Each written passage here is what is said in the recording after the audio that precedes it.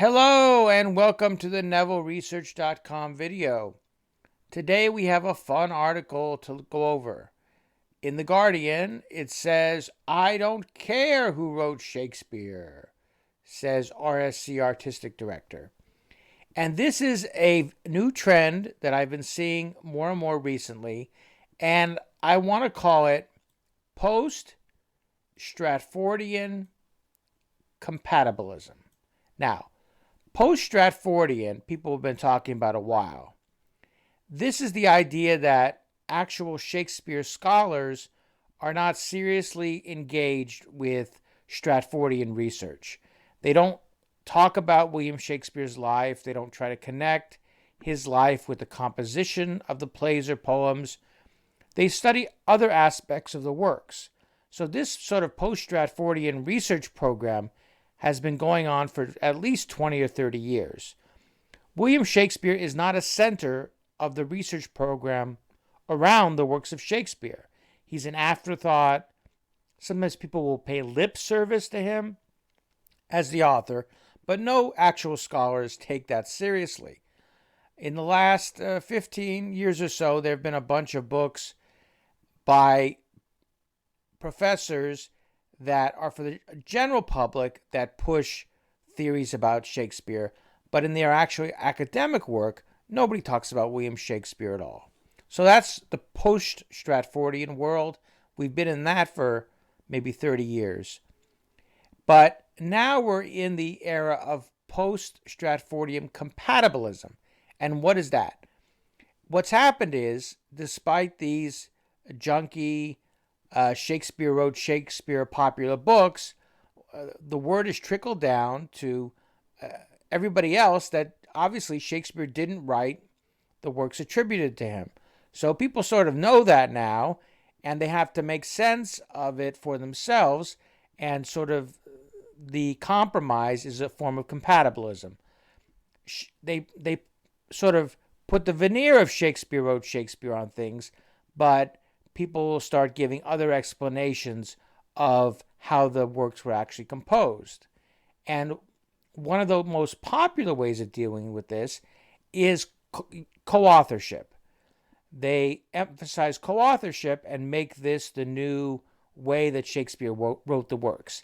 He had help, or he worked with a team, or I don't even know what the arguments are, because they're not coherent at all, because any careful stylistic analysis of the works of Shakespeare show clearly that one person wrote almost all of them. But people can't honestly attribute the works of Shakespeare to William Shakespeare, so they're left in this weird space in between, and they try to come up with forms of compatibilism to make everything work. So let's take a look at exactly what this guy is saying. He says, "Who wrote Shakespeare? I don't care. Ultimately, we've got this fantastic body of plays, and I don't care who he, she, or they were."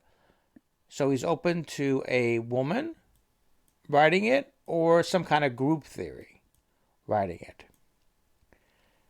Then he pays the lip service to this Stratfordian talking point. "I think there is a degree of snobbery about who would have written them." Not sure whatever anybody means by that, but then he goes on to suggest that Shakespeare didn't write them. "I think he was running a stable of writers, like a Hollywood stable, turning out films. They were turning out plays." So first he calls people snobs who suggest that Shakespeare didn't write Shakespeare, and then of course he suggests that Shakespeare didn't write Shakespeare. But it's not a coherent theory. He's talking about the earliest plays here. He's talking the Henry VI plays, which are some of the earliest plays, 1590, 1591, 1592 time frame. And of course, in 1593 and 1594, we have the first works published under Shakespeare's name, two long-form poems, narrative poems, that certainly were written by a single individual, certainly were written by somebody with sophisticated writing skills, sophisticated knowledge of classical texts and knowledge of Latin, and those poems are sitting there written by somebody. They weren't written by a committee or a stable of writers. And the question is, who wrote those poems? Now, if William Shakespeare wrote those poems, there's no reason in the world he couldn't have written Henry VI, parts 1, 2, and 3 by himself. And, there's no real evidence he didn't. The great irony here is that the whole co-authorship suggestion was started as a way to save Shakespeare wrote Shakespeare.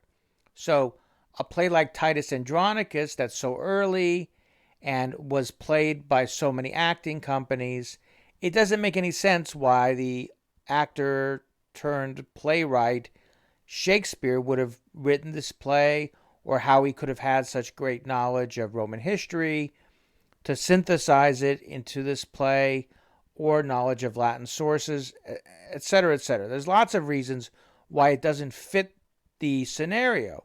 So they invented another scenario where he co-wrote it with George Peele, even though there's no evidence whatsoever for this going on. And this is sort of co-authorship has been a way to sort of justify Shakespeare or lessen his importance in some way. Conversely, it's an effort to save Shakespeare wrote Shakespeare. But what it's done is it's actually just eroded the idea of Shakespeare wrote Shakespeare, because now people think that there is no Shakespeare canon, that everything was co-authored, co-written, a group project, which, triple ironically, was a suggestion of Delia Bacon in the first place, that there was a group of people writing the works of Shakespeare with common goals.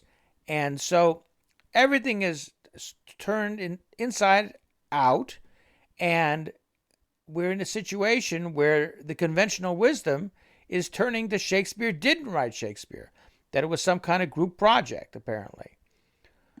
But we're not allowed to ask who actually did write the plays. So the whole thing is ridiculous. Shakespeare wrote Shakespeare is falling apart, as it had to, because it doesn't make any sense.